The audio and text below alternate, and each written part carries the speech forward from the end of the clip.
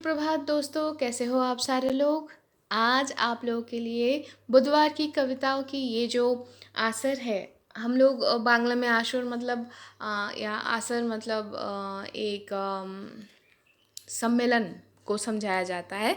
तो इस कविता के जो आसर है उसमें मैं लेके आई हूँ रौथ।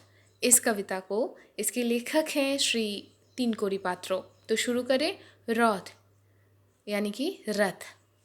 रथ माने गति, रथ माने ऋजुता, उड्डीन विजय की, उड्डीन विजय की पंचम। रथ माने चलमान सम्मेलन, एकता के उपायन, समवेत निवेदन, भक्ति चैतन्य चेतना। रथ माने स्वच्छता, सहयोग बंधन जनता। रथ माने जगन्नाथ, जगत पालक, भक्त को जो देते हैं प्राण भर के, दोनों हाथ से नहीं, काम के कर्म के धारा के अनुसार। वो है थोड़ा अन्य प्रकार।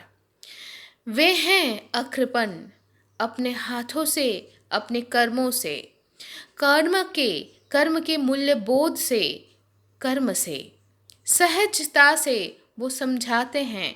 वे समझाते हैं अति सुनिपुण। उनके रथ में जो उनके रथ में जो शामिल हो, उसको खींचने के लिए, उसको चलमान करने के लिए एक नहीं, लगता है सहस्त्र हाथों की मिलन। मिलित शक्ति से चलती है वो रथ महाजीवन। राज्य को पार के लांग कर देश दिशाओं, चारों दिशाओं पे घूमता है वो रथ।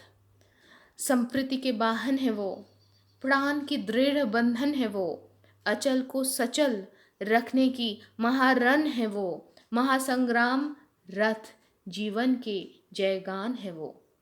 तो दोस्तों, आज की रथ ये जो कविता है यहाँ पर समाप्त होती है। लेकिन जाने से पहले पूछना चाहूँगी, आपने क्या रथ की रस्सी को खींचे हो क्या?